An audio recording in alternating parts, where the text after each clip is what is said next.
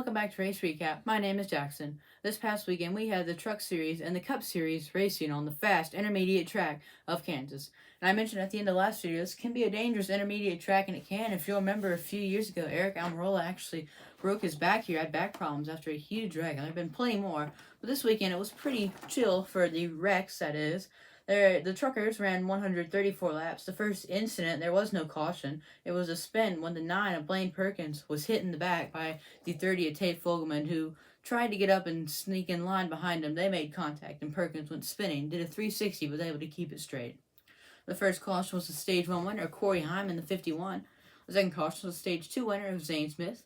The third caution, the 44, Chris Wright, got up into the turns 1 and 2 wall and left some debris on track. And the fourth and final caution happened with just a couple laps left in the race. Chris Wright's teammate at Nice Motorsports, Dean Thompson, spun around on the back straightaway. And that led to a late race restart, but Zane Smith, who had led a great portion of this race, was able to stay out in front and win the race. Top 10 here were Zane Smith, Ty Majeski, Grant Enfinger, Chandler Smith, Christian Eckes, John Hunter Nemechek, Matt DiBenedetto, Derek Kraus, Matt Crafton, and Ben Rose rounding out top 10. DNFs in this race, Matt Mills in the 20 had axle issues, and Jesse Awuji, who was in the 43 truck for Rayone Brothers Motorsports, it was actually deemed too slow by NASCAR. The next day, the 267 laps made up the Cup race. The first caution brought out early on when the 14 Stuart Haas car, Chase Briscoe, slid through the infield after getting loose off turn 4.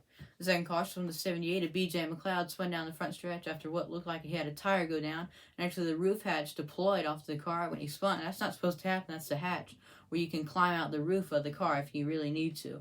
And then the third caution was brought out a little later on when the 99 of Daniel Suarez went spinning. Looked like he had a tire go down possibly as well, and made a little nose contact with the outside wall. Bunch of tire issues for the Cup at Kansas. Multiple guys went spinning in practice and qualifying who had tires down. Actually, at points today, the leader, Christopher Bell, in the 20 at the end of this first stage, he actually had a tire go down under caution, and then he was able to keep the lead as they went down pit road, but would later gone. And the next incident was Stage 1, which ended. The fourth caution, the Stage 2 winner, which went to Kyle Busch.